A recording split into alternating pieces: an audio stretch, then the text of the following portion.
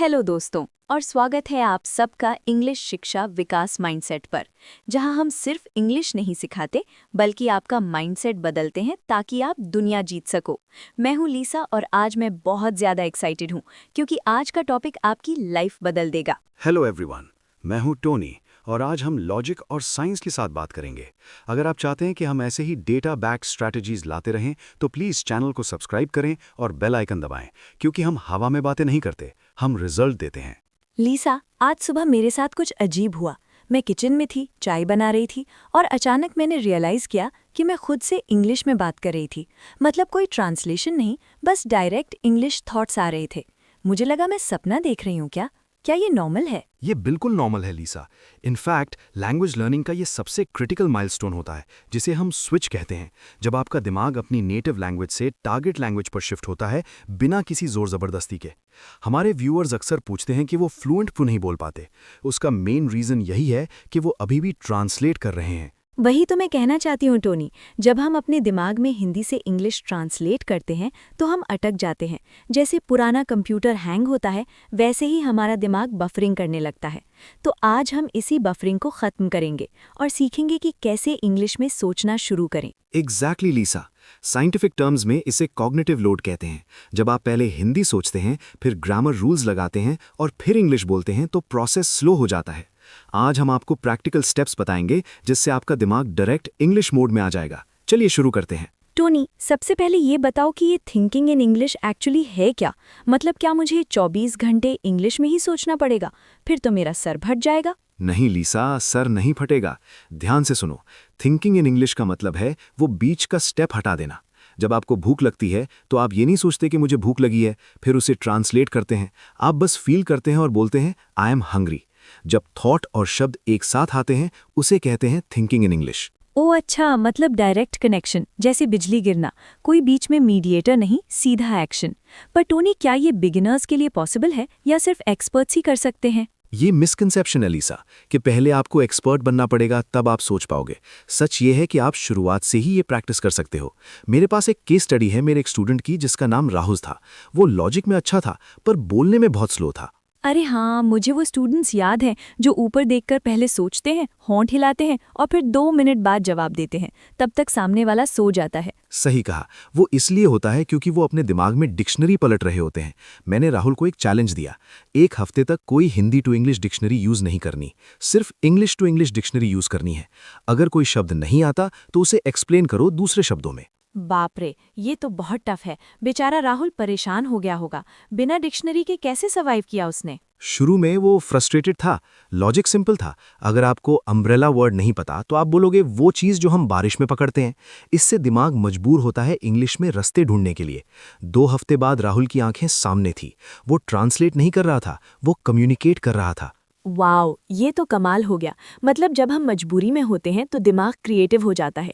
मुझे याद है जब मैं नई नई कुकिंग सीख रही थी तो मुझे मसालों के नाम नहीं पता थे, तो मैं कलर से काम चलाती थी। बिल्कुल वैसा ही अलीसा। लैंग्वेज एक टूल है, सिस्टम नहीं।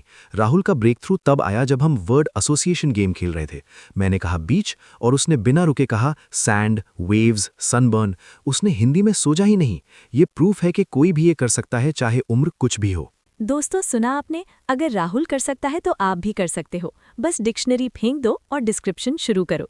टोनी, अब ऑडियंस को प्रैक्टिकल टिप्स देते हैं कि वो आज से अभी से ये कैसे शुरू करें, क्योंकि हम यहाँ सिर्फ थियरी नहीं देते, हम एक्शन प्लान देते हैं। करेक्ट। तो पहला और सबसे इफेक्टिव टेक्निक है नैरेट योर लाइफ। जैसे क्रिकेट मैच में कमेंट्री होती है, वैसे ही अपनी लाइफ की कमेंट्री करो। कमेंट्री मतलब मैं क्या बोलूं कि देखो लीसा अब कुर्सी से उठ रही है, लीसा अब पानी पी रही है। लोग मुझे पागल समझेंगे टोनी।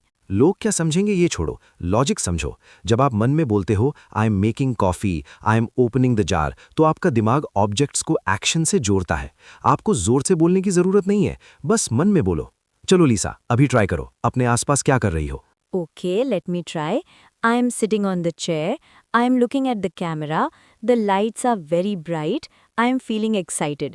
हे, ये तो इजी है टोनी और मज़ा भी आ रहा है। गुड, यही करना है। शुरू में अजीब लगेगा पर इससे आपके दिमाग को आदत पड़ेगी कि हर छोटी चीज़ के लिए इंग्लिश वर्ड्स ढूंढे। इससे फ्लुएंसी बढ़ती है। अब आते हैं टेक्निक नंबर 2 पर, जो है लेबलिंग। लेबलिंग मतलब वो स्टिकी नोट्स चिपकाना हर जगह। मेरी मम्मी मुझे घर से निकाल देंगी अगर मैंने दीवारों पर स्टिकी नोट्स लगाए तो। फिजिकल नोट्स नहीं लीसा, मेंटल लेबलिंग। जब आप किसी चीज को देखो तो उसका हिंदी नाम मत सोचो, सीधा इंग्लिश नाम सोचो। कुर्सी नहीं चेयर, खिड़की नहीं विंडो, पेड़ नहीं ट्री। अच्छा समझी, मतलब जैसे ही नज़र किसी चीज़ पर पड़े तुरंत उसका इंग्लिश नाम दिमाग में पॉप होना चाहिए। दोस्तों ये आप अभी ट्राई कर सकते हो। वीडियो देखते हुए अपने आसपास 3 चीज़ें देखो और उनका इंग्लिश नाम बोलो। कमेंट सेक्शन में लिखो कि आपने किन 3 चीज़ों को लेबल किया, हम चेक करेंगे। एग्जैक्टली लीसा। तीसरी टेक्निक थोड़ी डीप है जिसे हम कहते हैं सेल्फ टॉक इन इंग्लिश। हम सब अपने आप से बातें करते हैं, शावर में, वॉक करते हुए या सोने से पहले। उस वक्त हम दुनिया भर की प्रॉब्लम सॉल्व करते हैं अपने दिमाग में। ओह हाँ, मैं तो ऑस्कर विनिंग स्पीचेस देती हूँ शावर में कि अगर उसने ये कहा तो मैं ये कहूँगी, पर वो सब हिंदी में होता है। बस वही बदलना है, वो इनर डायलॉग को इंग्लिश में स्विच करना है। वहाँ कोई ग्रामर पुलिस नहीं है, कोई आपको जज नहीं कर रहा। अगर गलती हुई तो हुई, पर दिमाग को ट्रेन करो कि खुद से भी इंग्लिश में बात करे। जैसी what should I wear today, maybe the red shirt is better. ये बेस्ट है दोस्तों, क्योंकि डर सबसे बड़ा दुश्मन है इंग्लिश का। जब आप अकेले होते हो तो डर नहीं लगता, तो बाथरूम सिंगर बनने के साथ साथ बाथरूम स्पीकर भी बन जाओ। कोई सुनने वाला नहीं है, बिंदास्त इंग्लिश बोलो। करेक्ट। अब एक टेक्निकल टिप है, technique number 4, change your phone language. आपका फोन आपके हाथ में दिन भर रहता है, अगर उसकी लैंग्वेज इंग्लिश होगी तो आप मजबूरी में इंग्लिश पढ़ेंगे और समझेंगे। हाँ, ये मैंने किया था शुरू में। सेटिंग्स ढूंढने में मुश्किल हुई पर फिर आदत हो गई। दोस्तों आज ही अपने फ़ोन की लैंग्वेज इंग्लिश यूके या इंग्लिश यूएस कर लो। छोटी चीज़ है पर इम्पैक्ट बड़ा होगा, क्योंकि हम फ़ोन पर ही तो रहते हैं पूरा दिन। फिफ्थ टेक्निक है कनेक्ट विद इमोशंस। रिसर्च कहती है कि जब हम इमोशंस को लैंग्वेज से जोड़ते हैं तो वो याद रहता है। जब आप खुश हो तो सोचो आई एम सो हैप्पी, जब गुस्सा हो तो सोचो दिस इज अनोइंग। सही कहा टोनी, जब हम गुस्से में होते हैं तो ऑटोमेटिकली नेटिव लैंग्वेज निकलती है, पर अगर हम कोशिश करें कि वो इमोशन इंग्लिश में प्रोसेस हो तो वो डीप मेमोरी में चला जाता है। अगली बार जब गुस्सा आए तो हिंदी गाली की जगह इंग्लिश फ्रेज यूज़ करना ट्राई करना दोस्तों। अब एक प्रैक्टिकल सेगमेंट करते हैं। मैं एक फ्रेज बताऊंगा जो थिंकिंग प्रोसेस के लिए जरूरी है और लीसा उसे एक्सप्लेन करेंगी। Phrase 1, inner monologue. Inner monologue का मतलब है वो लगातार चलने वाली बातें जो आपके दिमाग में होती हैं। जैसे अभी आप सोच रहे होंगे कि ये वीडियो कितना लंबा है या खाने में क्या है। वो जो आवाज़ है अंदर, वही इनर मोनोलॉग है। उसे इंग्लिश में करना है। Phrase 2, processing speed. Processing speed मतलब आपका दिमाग कितनी जल्दी सुनता है, समझता है और जवाब देता है बिना ट्रांसलेशन के। जब आप इंग्लिश में सोचते हैं तो ये स्पीड 4G से 5G हो जाती है। Great explanation Lisa. अब बात करते हैं चैलेंजेस की, क्योंकि ये रास्ता सीधा नहीं है। सबसे बड़ा चैलेंज है वोकैबुलरी की कमी। लोग कहते हैं टोनी मेरे पास शब्द ही नहीं है, मैं कैसे सोचूं? अरे दोस्तों, यही तो सबसे बड़ा बहाना है। बच्चों को देखो, उनके पास मुश्किल से 50 शब्द होते हैं, फिर भी वो अपनी बात मनवा लेते हैं। वांट कुकी, नो स्लीप, वो कॉम्प्लेक्स ग्रामर यूज नहीं करते, बस जो आता है वो बोलते हैं।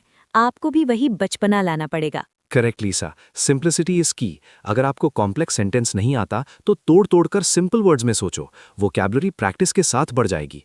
दूसरा चैलेंज है थकावट। दिमाग थक जाता है नई लैंग्वेज प्रोसेस करके। हाँ, जैसे जिम के पहले दिन बॉडी दर्द करती है, वैसे ही ब्रेन भी थकता है। इसलिए शुरू में सिर्फ 5 या 10 मिनट का टाइमर लगाओ। पूरा दिन इंग्लिश में सोचने का प्रेशर मत लो, वरना बर्नआउट हो जाएगा दोस्तों। थोड़ा थोड़ा करके डोज बढ़ाओ। बिल्कुल सही। और तीसरा चैलेंज है आइडेंटिटी क्राइसिस। कुछ लोगों को लगता है कि वो अपनी असलियत खो रहे हैं जब वो दूसरी भाषा में सोचते हैं, पर ऐसा नहीं है। आप एक नई स्किल ऐड कर रहे हैं, आप अपग्रेड हो रहे हैं। टोनी, ये बहुत ब्यूटीफुल बात है। हम बदल नहीं रहे, हम बेहतर हो रहे हैं। जैसे फ़ोन का सॉफ्टवेयर अपडेट होता है, हम वही हैं, बस फीचर्स नए हैं। तो डरने की ज़रूरत नहीं है कि मैं अंग्रेज़ बन जाऊंगा, आप बस स्मार्ट बन जाओगे। अब ऑडियंस के मन में सवाल होगा कि पता कैसे चलेगा कि प्रोग्रेस हो रही है, इसके साइंस क्या हैं? सबसे बड़ा साइन है जो मेरे साथ हुआ, द सरप्राइज मोमेंट। जब आप कुछ बोलो और फिर हैरान हो जाओ कि अरे ये मैंने इंग्लिश में कब बोला, बिना सोचे। Yes, automatic response. दूसरा साइन है जब आपको सपने इंग्लिश में आने लगे।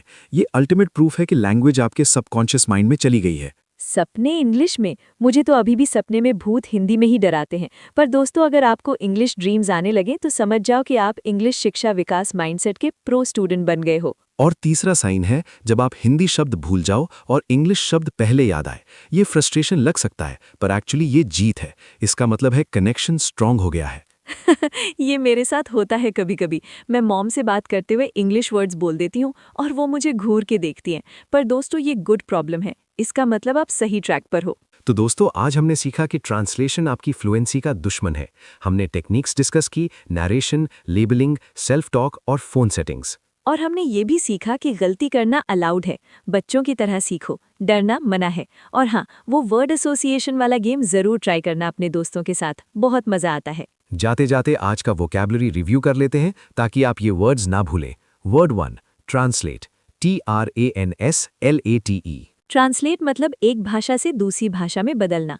जो हमें नहीं करना है, हमें डायरेक्ट सोचना है। सही कहा। No translation, only action. Word 2 native, NATIVE। Native मतलब आपकी मातृभाषा। जैसे हमारी नेटिव लैंग्वेज हिंदी है, पर हमारा गोल है इंग्लिश में नेटिव जैसा फील करना। Word 3 automatic, AUTOMATIC। ऑटोमैटिक मतलब बिना कोशिश के अपने आप होना। जब इंग्लिश ऑटोमैटिक हो जाएगी तब फ्लुएंसी आएगी।